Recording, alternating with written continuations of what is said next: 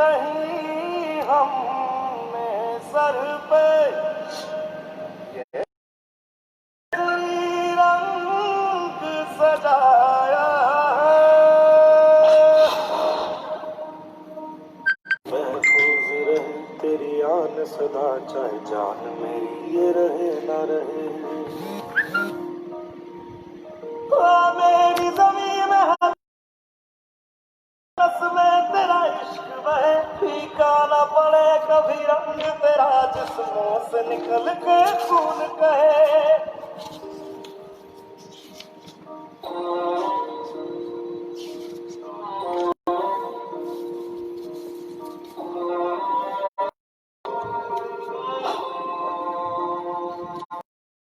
मिट्टी में मिल जावा गुल खिल जावा, इतनी सी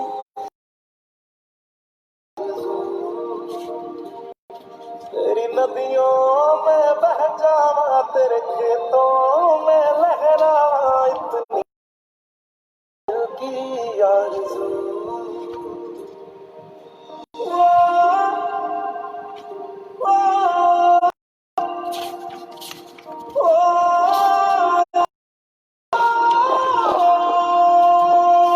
सरसों से भरे खलियान मेरे, जहाँ झूम आबाद रहे हो गाँव मेरा, जहाँ लौट के वापस जा न सका। ओ वतना में मेरे वतना में तेरा मेरा प्यार निराला था, कुर्बान हुआ तेरी असमत पे मैं कितना नसीबों वाला था।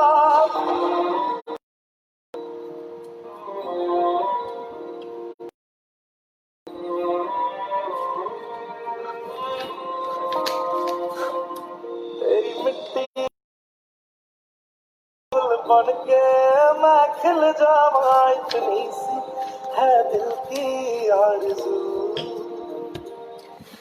सभी साथियों को मेरा नमस्कार। आज थोड़ा सा लेट हो गया मैं आने में, तो एक सब सुन पा रहे हैं क्या?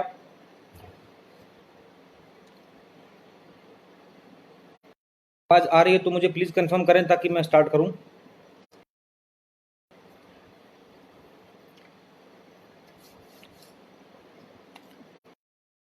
आवाज आ रही है क्या मेरी? एक बार कंफर्म करें।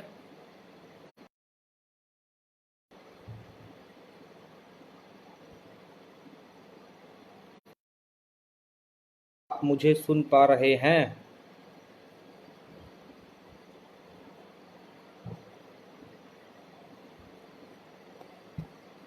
क्या मेरी आवाज आ पा रही है? थोड़ा कंफर्म करें मुझे कमेंट बॉक्स में।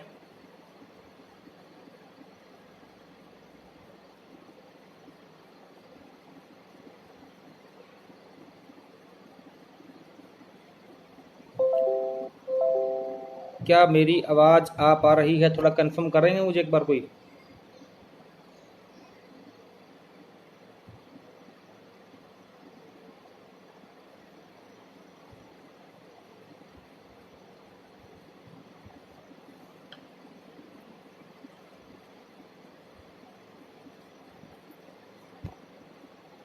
सर क्या मेरी आवाज सुन पा रहे हैं?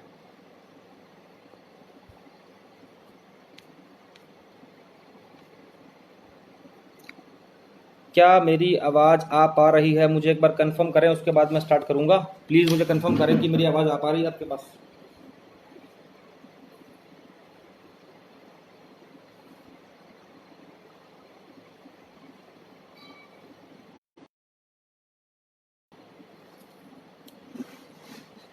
क्या मेरी आवाज सुन पा रहे हैं? कोई कमेंट बॉक्स में लिख के बताए।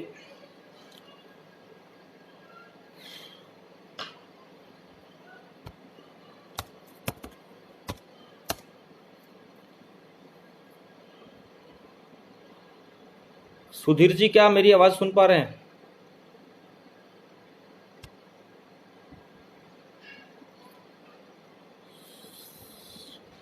मैं डिस्कनेक्ट करके दोबारा से लाइव आ रहा हूँ एक बार। शायद मेरी आवाज़ नहीं जा पा रही है। कैलाश जी, संदीप जी, कोई मुझे बताए कि मेरी आवाज़ आ रही है आप लोगों को।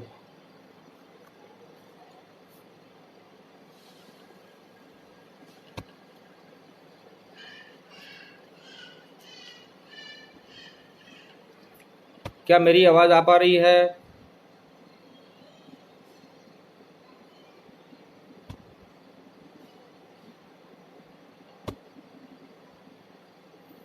क्या मेरी आवाज़ आ पा रही है? राजेश राणा जी, क्या मेरे को सुन पा रहे हैं आप?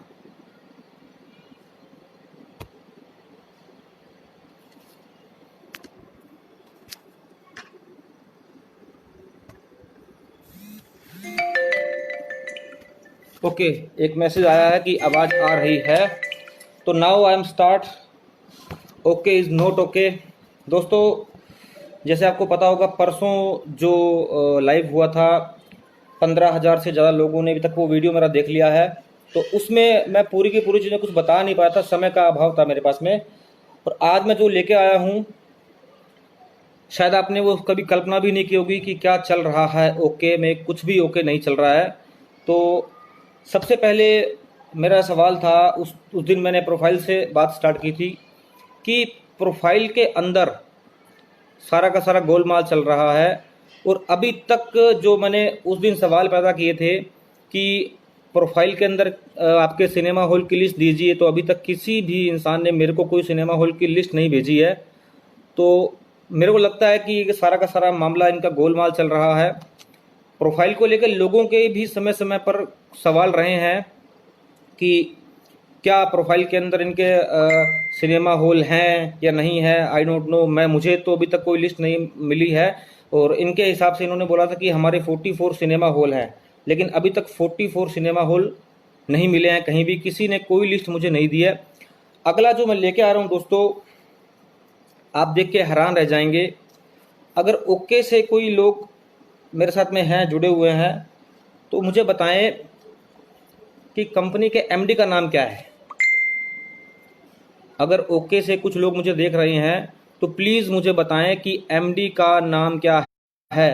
कमेंट बॉक्स में मुझे लिख के बताएं।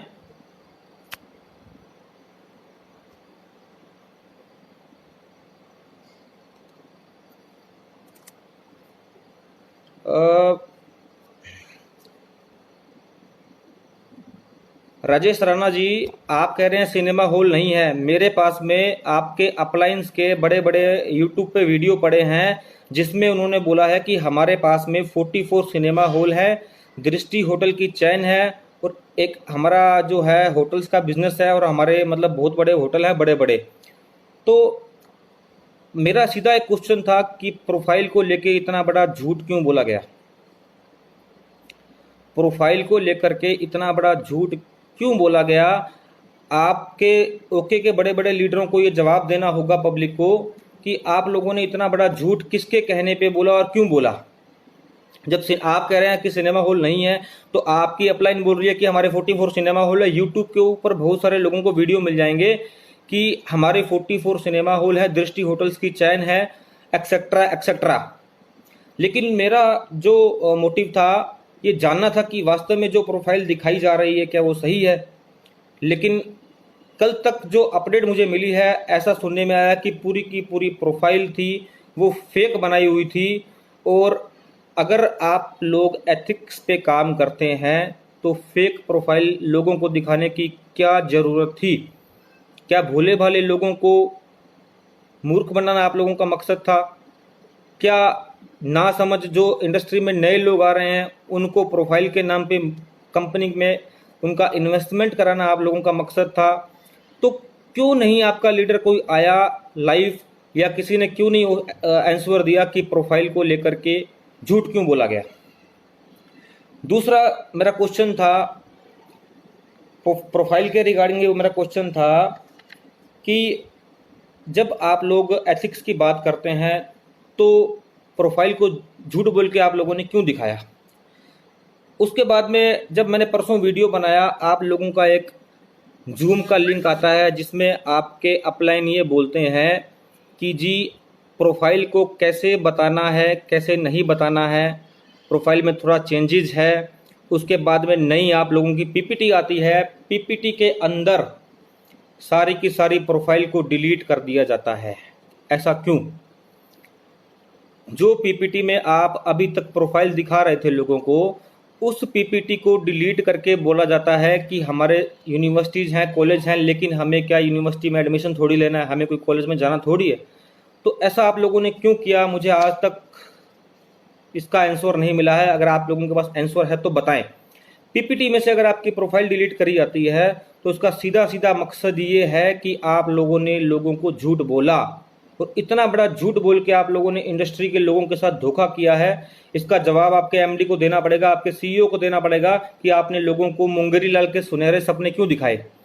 दूसरी बात दोस्तों, जो लोग मुझे अदर कंपनीज के देख रहे हैं, आज लाइट थोड़ी पावर कम है तो एसी मेरा रूम का चल नहीं रहा है। तो दूसरी बात, इंडस्ट्री के जो लोग मुझे देख रहे हैं, 2 दिन से मैं कंटिन्यू रिसर्च कर रहा था। ऐसी ऐसी चीज़ें मैंने इनकी पकड़ी है, डॉक्यूमेंट में लेके आया हूँ, बिना तैयारी के मैं कभी आता नहीं। उस डॉक्यूमेंट के हिसाब से कंपनी के अंदर कुछ भी ठीक नहीं चल रहा है। सबसे पहले जो मैं बता रहा हूँ, एमडी का नेम चेंज हो गया है, एमडी बदल दिया गया है, और अभी तक जो डाउनलाइन के लोग हैं ओके के, उन्हें ये पता नहीं है कि हमारा एमडी कौन है। मेरे पास में आज फ़ोन आता है 2-3 लोगों का, तो मैंने उनसे पूछा, ओके के ही लोग थे वो, मैंने पूछा कि आप अपने एमडी का नाम बताइए कि आपका एमडी कौन है। तो जी वो कहते हैं जी हमारा एमडी तो जी दलाल है, प्रदीप दलाल है। लेकिन एमडी चेंज हो चुका है। जो प्रदीप दलाल जी थे उन्होंने रिज़ाइन डाल दिया है। उनका रिज़ाइन लेटर मेरे पास में है, मैं भी आपको दिखाने वाला हूं कि उन्होंने रिज़ाइन डाल दिया है। रिज़ाइन क्यों डाला, किस बात पे डाला, क्या कंपनी के अंदर अंतरकलह चल रहा है, क्या नहीं चल रहा है, ये लोग तो वही बता पाएंगे। लेकिन मेरे पास में जो इनका रिज़ाइन लेटर है, मैं आपको भी दिखा रहा हूँ कि इनके एमडी ने रिज़ाइन डाल दिया है मार्च 20 के अंदर, जहाँ तक मुझे इन्फॉर्मेशन मिली है। और अभी जो जो डॉक्यूमेंट आपको दिखाने वाला हूँ मैं, आपको देख के आश्चर्य होगा कि क्या क्या इनके अंदर गोलमाल चल रहा है।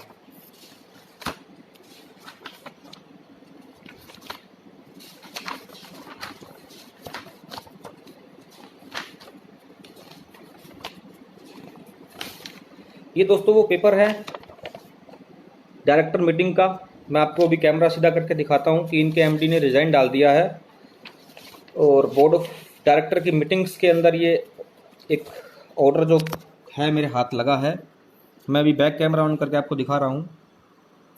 ये देखिए लोगों, ये देखिए दोस्तों, इसमें लिखा हुआ है साफ साफ, Joginder Singh having DIN number is not a position to continue as director of the company. ये डायरेक्टर के साइन नीचे जोगिंदर सिंह लिखा हुआ है, इसके नीचे 3 मार्च 2020 को रिजाइन डाल दिया गया है डायरेक्टर के द्वारा। उसके बाद में एक पेपर और है मेरे पास में, ये देखिए आप, डायरेक्टर्स की जो मीटिंग हुई थी इनकी, उसके अंदर क्या लिखा गया है, इसको आप पढ़ सकते हैं अच्छी तरह। Extract of the resolution passed in the meeting of board of director MS OK life care private limited on 2 May of March 2020 at the registered office of the company, Ram Gopal colony near Sagar villa Rohtak. ये meeting की गई थी 1 बजे इनके office में, जहां पे उन्होंने रिजाइन डाल दिया है। अब मुद्दे की बात पे आता हूं मैं, क्या हम कंपनी के पार्टनर हैं, हम कंपनी के डिस्ट्रीब्यूटर हैं, हम कंपनी के डिस्ट्रीब्यूटर होने के नाते क्या हमारा हक नहीं कि हमें बताया जाए कि कंपनी के अंदर क्या क्या एक्टिविटी हो रही है और कंपनी के अंदर किस तरह का माहौल चल रहा है। अगर डायरेक्टर रिजाइन देता है तो नॉर्मल सी बात है कि डायरेक्टर की जगह कोई तो आएगा पद संभालने के लिए। उसके अंदर भी मैं अभी आपको एक पेपर दिखाने वाला हूँ, हो सकता है आपको एक बड़ा शौक लगे। और अगर ओके के कोई लाइफ ओके के कुछ लोग मुझे देख रहे हैं तो मुझे कमेंट बॉक्स में लिखें, एक क्वेश्चन करने वाला हूँ मैं, उनका जवाब मुझे अगर कोई दे सके तो बहुत ही मज़ा आ जाएगा इस लाइव को लेकर के।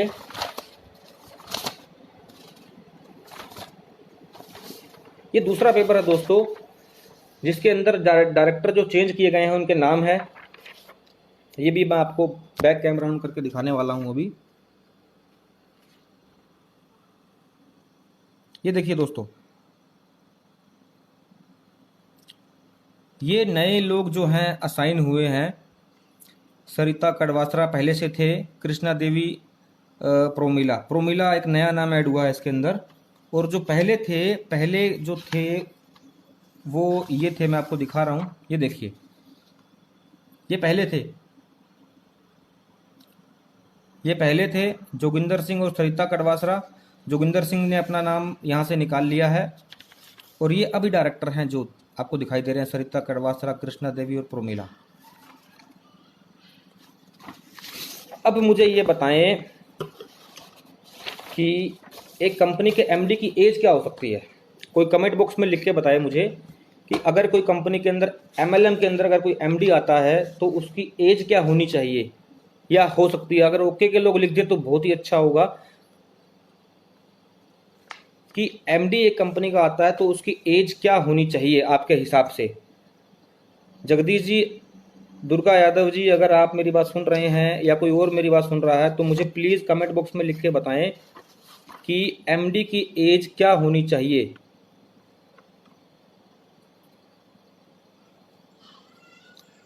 आप लोगों के कमेंट्स मुझे शायद कहीं दिखाई नहीं दे रहे हैं आज।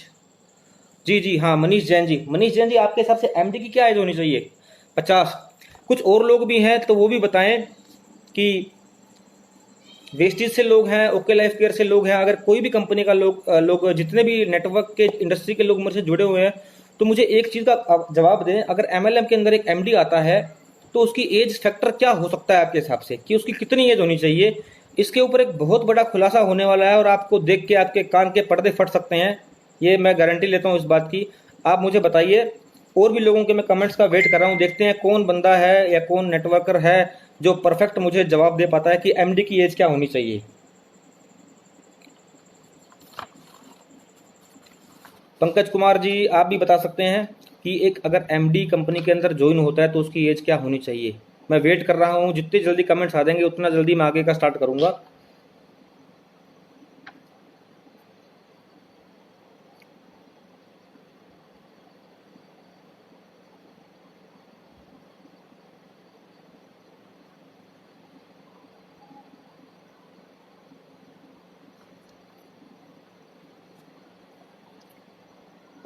आज लोगों के कमेंट्स बहुत कम आ रहे हैं, पता नहीं, लोग लाइव तो काफ़ी देख रहे हैं। सुनील जी लिख रहे हैं सब की सब कंपनियां फर्जी होती हैं। सुनील जी, आप मुझे एक चीज़ बताएं कि एक अगर कंपनी का एमडी अगर ज्वाइन करता है तो उसकी एज क्या होनी चाहिए? और जो लोग नए जुड़ रहे हैं मैं उनसे कहना चाहूँगा कि प्रोफाइल को बदल दिया गया है, नई पीपीटी आ चुकी है, उसमें जो प्रोफाइल ये लोग दिखाते थे वो प्रोफाइल अब नहीं है, उन्होंने उस प्रोफाइल को हटा दिया है। अगर अब हटाया तो क्यों हटाया, इस चीज़ का जवाब देना होगा इनको। अब दूसरा मुद्दे की बात पे आता हूं मैं। एक कंपनी का कोई एमडी है, एक कंपनी का एमडी है, वो लास्ट 1-1.5 साल से एक भी इवेंट अटेंड नहीं करता है, ऐसा क्यों? रिलायंस जियो लॉन्च होती है, मुकेश अंबानी कंपनी के एमडी है, और कितने ही सीईओ होते हैं जो उसके कंट्रोल में होते हैं, वो सारे के सारे उस मीटिंग में आते हैं और उससे जो लॉन्चिंग का टाइम होता है वहाँ पे भी आते हैं। तो ऐसा क्यों कि 1-1.5 साल से इस कंपनी का एमडी किसी भी सेमिनार में नहीं दिखाई दिया? ये भी एक क्वेश्चन मार्क लगा दिया गया है लोगों के द्वारा कि कंपनी का एमडी कौन है। अगर एमडी, क्योंकि एमडी के अंदर जो अंतर्क्रिया चल रही है इनकी, वो अभी क्लियर किसी ने नहीं किया है। इन लोगों ने चल के भी ये नहीं बताया लोगों को कि हमारा एमडी चेंज हो गया है, क्योंकि एमडी के अंदर झोलमाल है। 3 लोगों को अभी एमडी दिखाया जा रहा है, डायरेक्टर, मैनेजिंग डायरेक्टर दिखाया जा रहा है। सरिता कड़वासरा, कृष्णा देवी, प्रोमिला इसके अंदर एक नया नाम है। सरिता कड़वासरा पहले से जो नाम था वो ऐड था। कृष्णा देवी की उम्र मैं अगर आपको बताऊंगा तो आपको सुन के हंसी आएगी कि इतनी एज्ड लोग यहाँ पे क्या कर रहे हैं। इनकी उम्र मेरी माताजी के बराबर है। इनकी एज है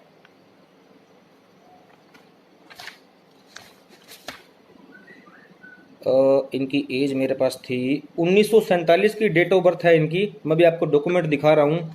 1947 की डेट ऑफ बर्थ का इंसान इस इंडस्ट्री में क्या कर रहा है, मुझे तो कुछ समझ में नहीं आया। अगर किसी के पास इसका आंसर हो तो मुझे जरूर बताइएगा। उसका डॉक्यूमेंट भी मेरे पास में आपको दिखाता हूँ। कि उनकी डेट ऑफ बर्थ क्या है। आपको देख के हंसी आएगी कि उनकी 1947 का बर्थ है और यहाँ इंडस्ट्री में क्या कर रहे हैं, मेरे को तो ये समझ में नहीं आया कि मतलब ये लोग क्या कर रहे हैं। ये देखिए, ये वो पेपर है कृष्णा देवी, इसमें उनकी जो डेट ऑफ बर्थ है वो 1947 है। मैं आपको भी बैक कैमरा ऑन करके दिखाने जा रहा हूँ इनकी उम्र। ये देखिए दोस्तों, ऑक्यूपेशन में लिखा है housewife, date of birth 31/5/1947, जो ओके लाइफ के अंदर न्यू डायरेक्टर या न्यू एमडी असाइन किए गए हैं। अब इसके अंदर सोचने वाली ये बात है कि 1947 जिसकी एज हो वो एमएलएम इंडस्ट्री के अंदर कैसे काम कर पाएगा। अगर किसी के पास इसका आंसर हो तो मुझे ज़रूर दीजिएगा, क्योंकि सारा का सारा मामला यहाँ पे उल्टा चल रहा है। कंपनी के भीतर में क्या चल रहा है किसी को पता नहीं है और कोई भी ये बात बताने को तैयार नहीं है। इतने लोगों से मैंने बात की सुबह से लेकर शाम तक, लोगों को ये नहीं पता कि उनका एमडी कौन है। प्लान तो कहाँ से पता होगा। अगले मुद्दे पे आता हूँ मैं। एक कंपनी बनाई गई है नई, इसका नाम अभी मैं आपको देता हूँ क्या है। इस कंपनी के अंदर शायद ओके बीट के नाम से हो सकता है। इस कंपनी को बोला जा रहा है कि हमारा एजुकेशन सिस्टम जो है वो इस कंपनी पे काम करेगा। हमारा एजुकेशन सिस्टम जो है इस कंपनी पे काम करेगा, लेकिन उसको जो है अपन देखते हैं कि उसका जो नेचर है एमसीए की वेबसाइट पे, जो उनका नेचर दिखाया गया है एमसीए की वेबसाइट के ऊपर, वो है trading and export and import. तो मुझे समझ में नहीं आ रही कि आप बोल रहे हैं कि हमारी ये कंपनी हमने रजिस्टर्ड कराई है, जो हमारा जिसके ऊपर हमारा एजुकेशन सिस्टम जो है हमारा उसके ऊपर डिपेंड रहेगा। एजुकेशन सिस्टम दोबारा से बोल रहा हूँ मैं। तो एजुकेशन सिस्टम के अंदर trading I don't know, export import I don't know, कि उसकी जो नेचर ऑफ वर्क है वो एमसीए की वेबसाइट के ऊपर दिखाया गया है। प्रोफाइल को उन्होंने ऑलरेडी डिलीट कर दिया है और अभी मेरे पास में कमेंट्स आ गए हैं। रोहन शर्मा जी, अडानी अंबानी की एज क्या है? सर जी, अंबानी मुकेश अंबानी की एज मैं मानता हूँ 50-55 के आसपास होगी या 60 होगी। 75 से 80 साल उनकी एज नहीं है। 75 साल तो अमिताभ बच्चन की एज है और 75 साल की हाउस वाइफ एमडी, मुझे तो समझ में नहीं आता ये मैटर। आपको समझ में आता है तो आप समझिए, क्योंकि आप लोगों के कान बंद है, आप लोगों के कान खुलने वाले नहीं है। आप लोगों ने अपने दिमाग पे ताला लगा रखा है, वो ताला लगा के रखिए और उस ताले को तब तक मत खोलिएगा जब तक पटाखा ना बोल जाए। अब बात करता हूं मैं। ये प्रोफाइल में बोलते हैं जी हमारे सीईओ साहब के पास में 20 साल का नेटवर्किंग एक्सपीरियंस है। जहां तक मेरी रिसर्च बोलती है 20 साल का नेटवर्किंग एक्सपीरियंस। एथिकल कंपनी कौन सी थी जो उन्होंने 20 साल में की? डेकन की, आरएमसीएल की, दो तो मुझे पता है। तो प्लीज़ अगर आपके कोई अपलाइन मुझे सुन रहे हैं तो मुझे ये बताएं कि एथिकल और अनएथिकल कंपनी में क्या डिफरेंस होता है। इन्होंने कौन सी एथिकल कंपनी का 20 साल का एक्सपीरियंस इनके पास में था, जो आप बार बार लोगों को ज्ञान बांट रहे हैं कि जी इनके पास में 20 साल का एथिकल कंपनी का एक्सपीरियंस है। एथिकल कंपनी का एक्सपीरियंस है तो मुझे एक बात बताएं, आपकी कंपनी का जो टॉप अचीवर है वो रोहतक से क्यों नहीं है? हरियाणा से क्यों नहीं है? पंजाब से क्यों नहीं है? हरियाणा पंजाब में सेमिनार क्यों नहीं किए गए? क्योंकि वहाँ के लोगों को इनकी सच्चाई पता है। ये मेन कारण था जो इन लोगों ने वहाँ पे सेमिनार नहीं किए। अभी बहुत सारा मैं लेके आया हूँ, आज मसाला इतना लेके आया हूँ कि आप लोग जवाब नहीं दे पाएंगे मेरी बातों का, और हो सकता है आप रात को ही कंपनी से रिजाइन भी डाल देंगे।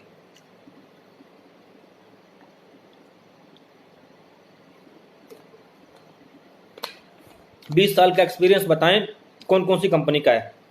और जो लोग काम कर रहे हैं मैं उनसे एक रिक्वेस्ट करूंगा, इनके एक्सपीरियंस की और इनके बैकग्राउंड की आपको जानकारी चाहिए तो आप दमन में राधा माधव इंडस्ट्री के मालिक मिस्टर मितेश अग्रवाल के पास जा सकते हैं। दूसरा, डेकन हेल्थ केयर के ओनर के पास भी आप जा सकते हैं, उनसे पूछ सकते हैं कि इन्होंने वहाँ पे क्या गुल खिलाए। उसके बाद में बात करते हैं प्रोफाइल पेज में जो मैनेजमेंट वाला पेज गायब कर दिया गया है। सबसे महत्वपूर्ण सूचना मैं आपको दे रहा हूं, अगर आप लोग वेबसाइट खोलेंगे तो उस वेबसाइट के ऊपर पहले जो प्रोफाइल का पेज था उसको हटा दिया गया है, और जो मैनेजिंग डायरेक्टर्स का पेज था जिसके अंदर मैनेजिंग डायरेक्टर्स की लिस्ट थी वो भी वहाँ से गायब कर दी गई है। अब ये क्यों की गई है, ये अपने सीईओ से पूछें कि सर वेबसाइट के ऊपर जो कंपनी के प्रोफाइल को लेकर डॉक्यूमेंट थे वो आप लोगों ने क्यों रिमूव किए। तो मतलब कहीं ना कहीं दाल काली है या पूरा का पूरा दाल में काला है, मुझे नहीं पता। मुझे तो इतना समझ में आता है कि अगर प्रोफाइल उसको वहाँ से हटाया गया है तो कुछ ना कुछ तो गड़बड़ है, क्योंकि वहाँ पे पूरे एमडी की लिस्ट आ रही थी पहले कि हमारी कंपनी की ये डायरेक्टर ये एमडी है, वो वहाँ पे नहीं है। प्रोफाइल ब्रोशर था एक, ये ब्रोशर कहाँ पे था मैं आपको बताता हूँ। ये इसका स्क्रीनशॉट है मेरे पास में प्रोफाइल ब्रोशर का। वो प्रोफाइल ब्रोशर ओके की जो वेबसाइट है जहाँ पे आईडी आप लोग लगाते हैं वहाँ पे देखिएगा, बिजनेस टूल के अंदर प्रोफाइल ब्रोशर को इन्होंने रिमूव कर दिया गया है, क्योंकि जब पहले ये था वहाँ पे पहले प्रोफाइल ब्रोशर था, लेकिन अब वो उस टूल के अंदर प्रोफाइल ब्रोशर नहीं है। तो इससे क्या मतलब समझे हम, मुझे तो पता नहीं, अगर किसी को पता हो तो मुझे ज़रूर बताइएगा। प्रोफाइल ब्रोशर को कंपनी की साइट से हटा दिया गया है। फॉर योर काइंड इन्फॉर्मेशन, आप चेक कर सकते हैं, मैंने आज चेक किया, आप लोग भी चेक कर सकते हैं। अगले क्वेश्चन पे आ रहा हूं मैं।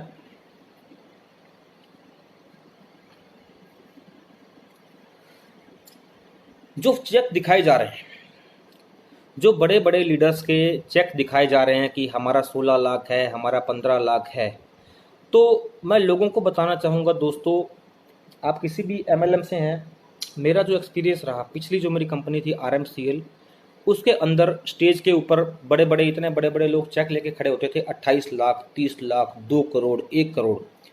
एक्चुअल में वो चेक फर्जी होते थे।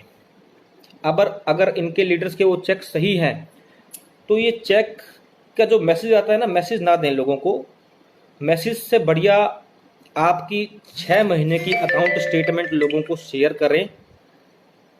आपने अगर कंपनी में अच्छा काम किया, आपका अच्छा लेवल है, तो मुझे लगता है कि कम से कम 50-60 लाख रुपए तो एक साल में आपने कमाया होगा। अगर आप बोलते हो कि 16 लाख का हमारा चेक बन रहा है कंपनी के अंदर, तो इतना तो बनाया होगा। 6 महीने की स्टेटमेंट, कितना पैसा आया, कितना कहाँ आपने लगाया या कहाँ गया, वो लोगों को बताएं, ताकि लोगों को ये ट्रस्ट हो कि वास्तव में आप जो बोल रहे हैं वो सही है। उसके बाद बात करते हैं सेटिंग।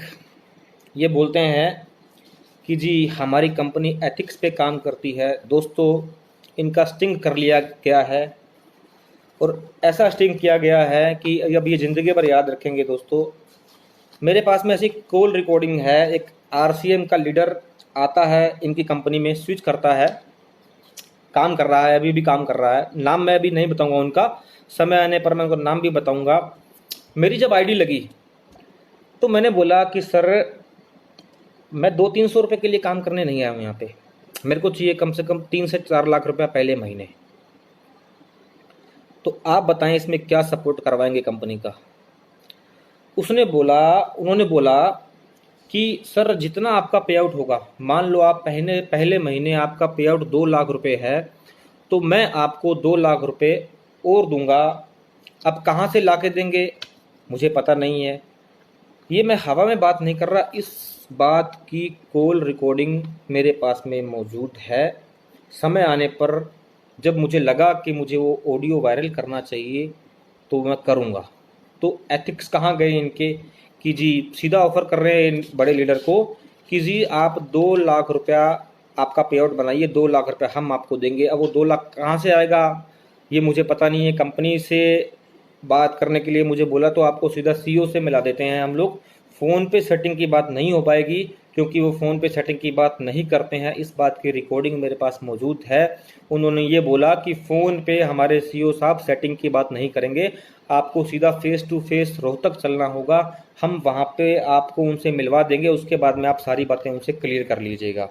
और बाकी जो ऑफ़र है हमने आपको दे दिया है, 2 लाख का आपका पे आउट बनाइए, 2 लाख हमसे लीजिए। तो ये हुई एथिक्स कंपनी की बात। ये कहते हैं कि जी हम एथिक्स को फॉलो करते हैं और हम एक एथिकल कंपनी है। तो क्या एथिकल कंपनी में ऐसा होता है क्या दोस्तों? थोड़ा गौर कीजिएगा। अब आते हैं प्लान के ऊपर कि प्लान में इनका क्या झोलमाल है, वो भी मैं आपको बताने जा रहा हूँ। अभी ये सारी चीज़ें मेरे पास में ऑन रिकॉर्ड है जो मैं बता रहा हूँ आपको। अगर किसी को चाहिए हो, ओके के इंसान को चाहिए हो तो मिल जाएगा सारा का सारा डेटा। अब बात करते हैं प्लान की। प्लान की बात करने के बाद मैं आपको बताता हूँ कि क्या इनके प्लान में झोल माल चल रहा है।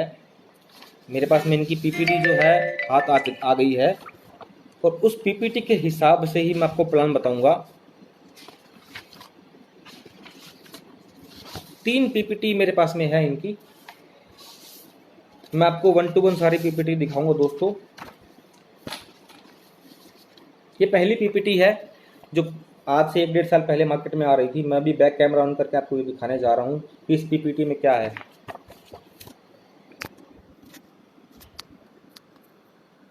ये देखो दोस्तों, ये पीपीटी है, इसके अंदर आपको दिखाई दे रहा होगा एक्टिव बोनस। एक्टिव बोनस इसमें आपको दिखाई दे रहा होगा। इसमें इन्होंने एक्टिव बोनस जो दिखाया है वो दिखाया है अप्रोक्स 300 रुपये। उसके बाद अगला पेज मैं खोल रहा हूँ, कंसिस्टेंसी। बीच में फ़ोन आ गया था, बीच में किसी का फ़ोन आ गया था तो लाइव रुक गया था। दूसरा इसमें है कंसिस्टेंसी बोनस। ये देखिए दोस्तों, कंसिस्टेंसी बोनस जो है इसमें 200 रुपये अप्रोक्स दिखाया गया है। ये रिटेल प्रॉफिट है इनका। उसके बाद में आते हैं लीडर, ये इनका कार फंड जो अप्रोक्सीमेट दिखाया गया है 5,000 रुपये। उसके बाद में ये इनका हाउस फंड, ये दिखाया गया 5,000 रुपये। ये फर्स्ट पीपीटी है दोस्तों, इसको मैं हटा देता हूँ यहाँ से। अब आता हूँ मैं अगली पीपीटी के ऊपर।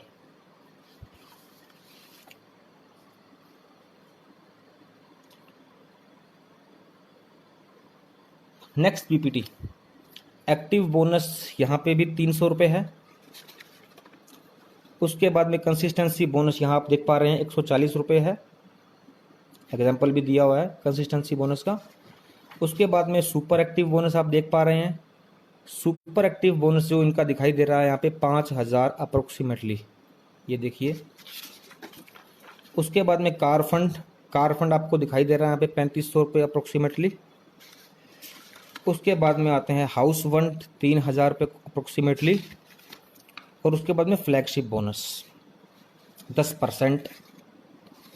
ठीक है, अब दिखाता हूँ आपको मैं तीसरी पीपीटी जो इन्होंने परसों लॉन्च की है मेरे वीडियो बनाने के बाद में। दोस्तों इस पीपीटी में एक नई चीज़ तो थी कि प्रोफाइल को लेकर जो लोग क्वेश्चन करते थे वो क्वेश्चन दोबारा ना आए, उस प्रोफाइल को तो इन्होंने उड़ा दिया है। उसका वीडियो भी मैंने डाला था सिस्टम पे कि उसमें बोला जा रहा है कि प्रोफाइल से हमको क्या लेना है, हमें कौन सी इनकी यूनिवर्सिटी में एडमिशन लेना है। ये देखिए सर, एक्टिव बोनस, यहाँ पे इनका एक्टिव बोनस देख लीजिए सर, 200 रुपये अप्रोक्सीमेट कर दिया है इन्होंने, जो कि पहले 300 था। कंसिस्टेंसी बोनस देख पा रहे हैं आप, 100 रुपये कर दिया गया है कंसिस्टेंसी बोनस। पहले 200 था, फिर 140 आया, अब 100 रुपीज़ आ गया है। सुपर एक्टिव बोनस देख पा रहे हैं सर, 3,000 रुपये दिखाई दे रहा है। ये भी शायद इनका पहले सुपर एक्टिव बोनस जो था वो 5,000 रुपये था, ये 3,000 रुपये।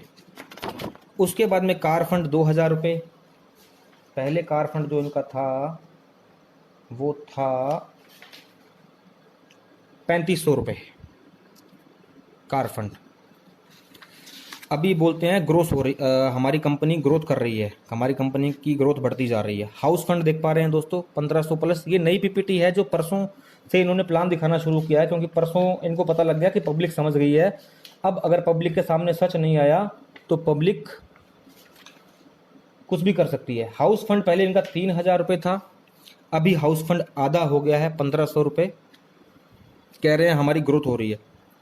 ये मैं फैक्ट पे बात कर रहा हूँ। अगर किसी के पास इसका जवाब है, ओके वाला बंदा अगर कोई देख रहा है तो मैं वेलकम करता हूँ इस बात का जवाब दे कि इस बात की क्या गारंटी है कि आपका जो पॉइंट वैल्यू है जो फ्यूचर के अंदर गिरेगा नहीं। 300 रुपये वाला 200 रुपये आ चुका है, 200 रुपये वाला 100 रुपये आ चुका है आपका पॉइंट वैल्यू, और 3,000 वाला जो पॉइंट वैल्यू है जो 5,000 का था वो 3,000 रुपये आ चुका है। दोस्तों इनका पे आउट गिरता जा रहा है, और यहाँ पे सोशल मीडिया पे चेक दिखा के बोला जा रहा है कि हमारा पे आउट बढ़ता जा रहा है। तो मैंने आपको सॉरी बीच में फ़ोन आ गया था, डिस्टर्बेंस आ गया था। अब सचिन जी बोलेंगे फिर ये महीने में 300 की जगह 230 कैसे आया? ये पिछले महीने की बात कर रहा हूँ, अभी अप्रोक्स बता रहा हूँ मैं। पहले 300 था, 300 से 200, 280, 300 से 280, 280 से 230, और कल को ये 100 रुपये हो जाएगा, कल को फिर 50 रुपये हो जाएगा, तो फिर आप क्या करेंगे संतोष जी? मुझे इस बात का जवाब दीजिएगा आप सोच के। अगर आप कहते हैं कि हम काम कर रहे हैं, हमें नॉलेज है, तो मुझे बताइएगा इस बात की क्या गारंटी है। दूसरा, ये लोग बोलते हैं जी हमने जो बांटना होता है वो 77% बांटना होता है। अब मैं आपको बांटा इन्होंने 15%, 40 और 15 55%।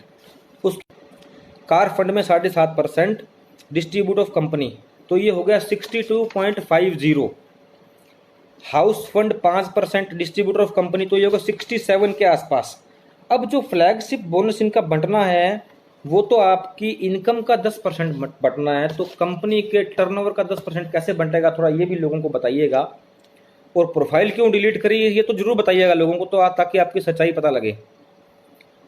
कमल कपूर जी आप लाइव हैं तो आप मुझे बताएं कि 75, अगर आप ओके कर रहे हैं तो 75 साल का एमडी बताएं, वो भी लेडीज़। मेरी माता जी की उम्र की हैं, तो मुझे समझ में नहीं आ रहा कंपनी के अंदर अगर अंदर के लेवल पे कुछ चल रहा है तो लोगों को बताना चाहिए, लोगों को इसके बारे में पता होना चाहिए कि डिस्ट्रीब्यूटर्स को तो खासकर पता होना चाहिए कि हमारी कंपनी के एमडी चेंज हो गए हैं, हम प्रमोशन जो भी है उन्होंने और बिजनेस संभाल लिया, और उसका रीज़न क्या था कि उन्होंने रिजाइन क्यों दिया। और ऐसी कौन सी कंपनी है जिसका एमडी 1-1.5 साल तक आपके सेमिनार होते हैं, आपकी मीटिंग्स होती है, कभी आता ही नहीं है? पहली ऐसी कंपनी होगी आई थिंक पूरे इंडिया के अंदर। बाकी तो आप लोग ज़्यादा जानते हैं। ये हुआ पॉइंट वैल्यू की बात कि पॉइंट वैल्यू इनकी दिनों दिन गिरती जा रही है। ये प्लान बेसिकली जो प्लान था ये 4 लाख का प्लान था। मैं आपको बताना चाहूँगा इस आरएमसीएल के अंदर ये 4 लाख का प्लान था, उस प्लान को कॉपी करके ये प्लान लाया गया था यहाँ पे दोस्तों। और एक चीज़ और मैं आपको बताऊँगा, टर्नओवर की बात करते हैं कि हमारा प्लान जो है टर्नओवर के ऊपर डिपेंड है। ये कौन से लोग हैं जिनको फ्यूचर की प्लानिंग पता है, जो आपको बता रहे हैं कि हमारी 200 रुपये रहने वाली है, हमारी 100 रुपये रहने वाली है। मतलब फिगर देखो इनका, 280 बताया तो 280 रहा, 300 बता करके उन्होंने बोला कि 280 तक जाएगा, तो वो 276 नहीं गया, 272 नहीं गया, 265 नहीं गया, वो 280 के आसपास ही रहा।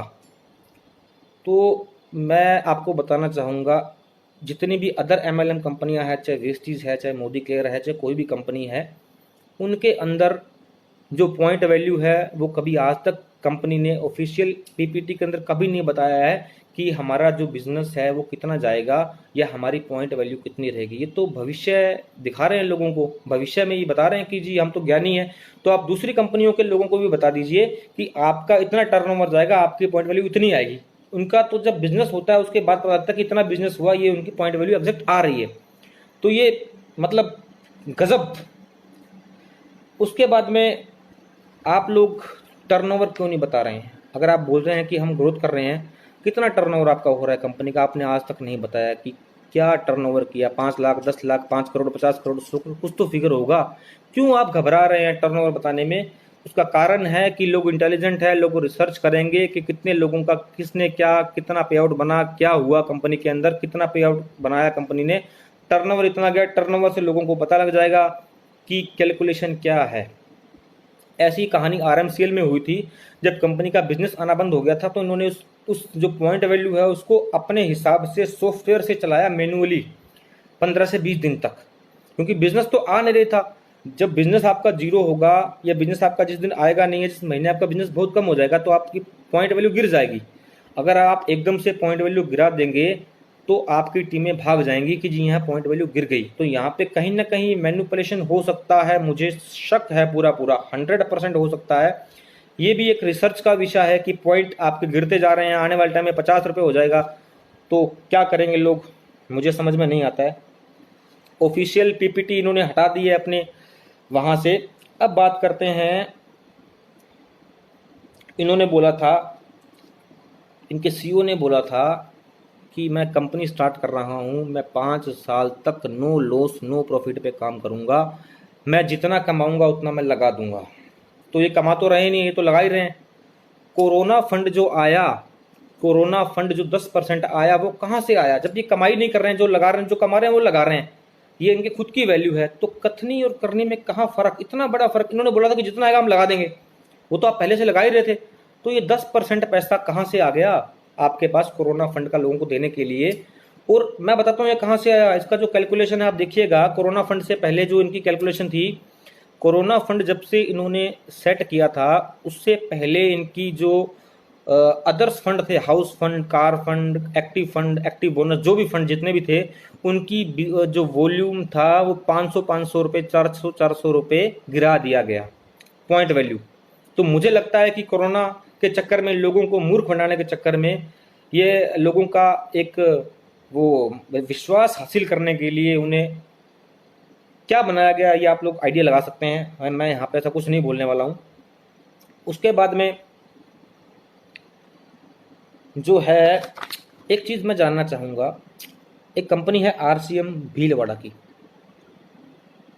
भीलवाड़ा राजस्थान की कंपनी है। वहाँ पे बड़ी बड़े गाड़ियों के अचीवर्स हैं, बड़ा बड़ा पे आउट बना है लोकल बंदों का, क्योंकि कंपनी जिस शहर से स्टार्ट होती है वहाँ पे लोगों को पता लगता है कि हमारे शहर की कंपनी है, बढ़ने वाली है, तो लोग अच्छा काम करते हैं, उनको वहाँ पे ट्रस्ट होता है।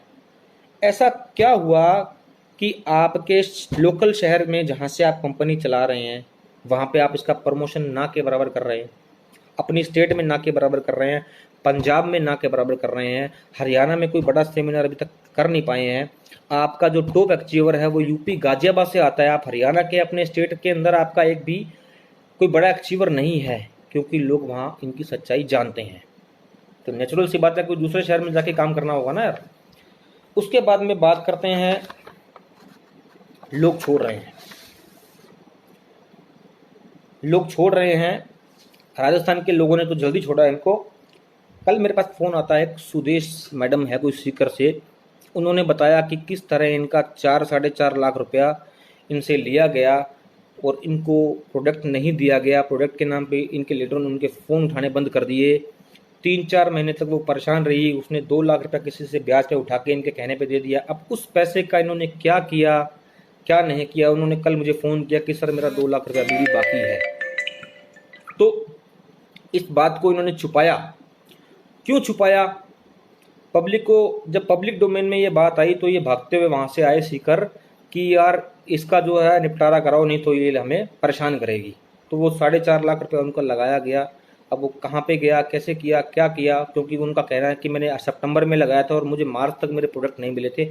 अब प्रोडक्ट जो मुझे दिए गए हैं, जो प्रोडक्ट मेरे काम के नहीं है, मुझे सप्लीमेंट दे दिया गया है, मुझे तुलसी दे दी गई है, जबकि मुझे बोला गया था कि 4.5 लाख का आपको सैनिटरी पैड दिया जाएगा।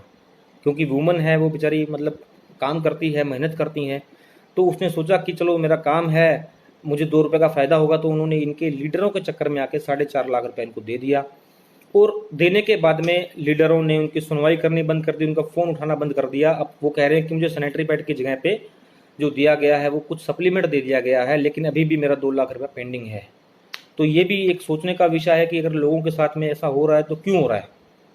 उसके बाद में अपन बात करते हैं, house fund achiever, car fund achiever कंपनियां छोड़ रहे हैं। एक मेरी बात हुई, VS राठौड़ जी हैं उदयपुर से, VS राठौड़ जी कार फंड अचीवर रहे हैं ये।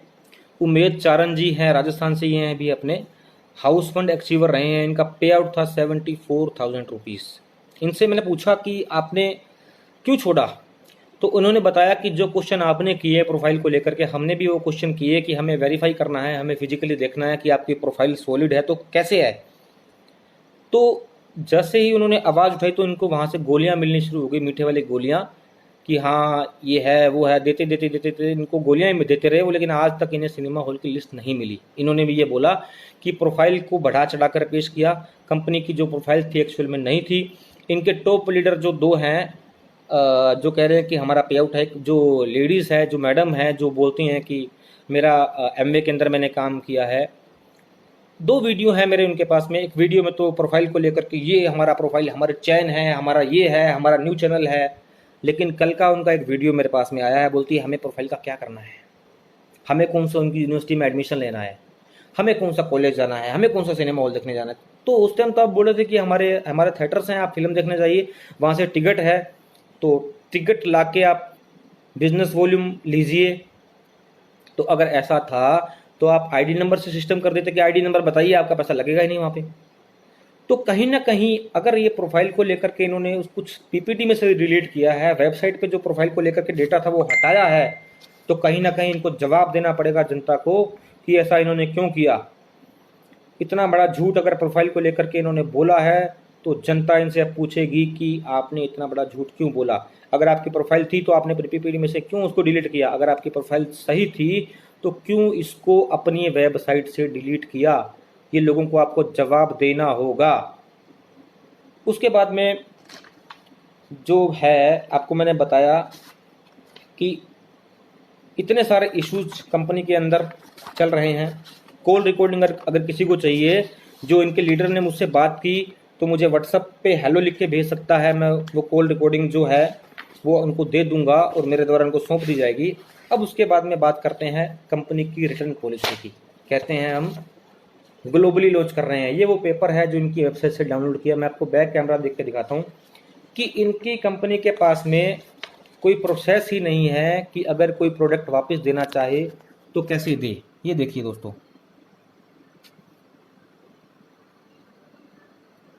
ये देखिए दोस्तों, ये देखिए, ये इनकी वेबसाइट पे आपको मिल जाएगा। इनकी बाईबैक पॉलिसी ही क्लियर नहीं है।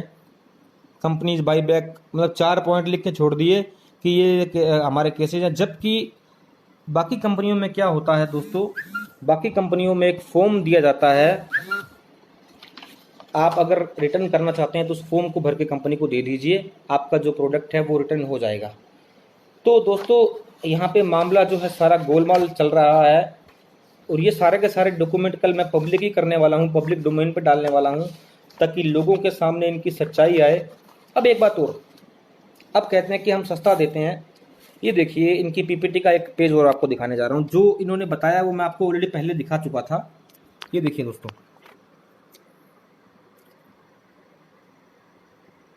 ये देखिए दोस्तों, ये ट्रेडिशनल से अपना रेट कंपैरिजन कर रहे हैं। इसके अंदर वही प्रोडक्ट लिए थे जो मैंने आपको बताए थे कि 2500 बिजनेस वॉल्यूम करने के लिए आपको 10,000 रुपये खर्च करना पड़ेगा। 10,000 लेफ्ट में करोगे, 10,000 राइट में करोगे, 20,000 पे आपको 200 रुपये मात्र आने वाले हैं FMCG प्रोडक्ट के अंदर। तो आप देख लीजिएगा कि आपको क्या करना है क्या नहीं करना है। लेकिन अंतर कलह कंपनी में चल रही है ऐसा मुझे लग रहा है, क्योंकि MD और जिस तरह से चेंज किए जा रहे हैं, और आज तक पब्लिक को ये बात बोलनी चाहिए CEO को आकर के कि ऐसा ऐसा कंपनी, क्योंकि कंपनी अगर ट्रांसपेरेंट है, कंपनी अगर एथिक्स पे काम कर रही है। आज लोगों के फ़ोन बहुत ज़्यादा आ रहे हैं, तो मेरे पास में फ़ोन आज बहुत ज़्यादा आ रहे हैं, तो बीच में इंटरप्ट हो रहा है, तो मैं भी फटाफट निपटा देता हूँ। ये सारे के सारे जो डॉक्यूमेंट हैं, अगर किसी को डॉक्यूमेंट चाहिए, मैं आपको एक मेरा ब्लॉग है पर्सनल, मैं उसका एड्रेस आपको दे रहा हूँ। ये सारे डॉक्यूमेंट आपको वहाँ पर मिल जाएंगे। ये देखिए आप, ये मेरा पर्सनल ब्लॉग है।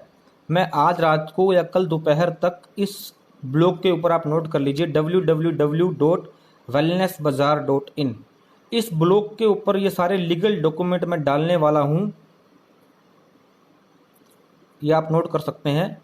इस ब्लॉग के ऊपर आपको सारे के सारे डॉक्यूमेंट ये मिल जाएंगे।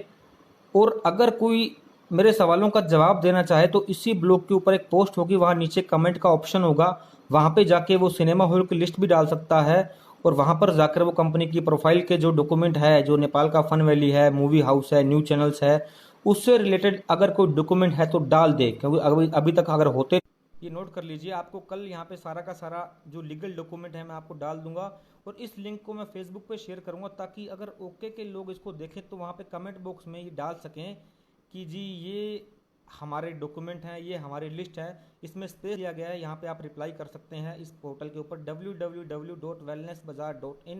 यहाँ पे सारे क्वेश्चनों के जवाब दे सकते हैं।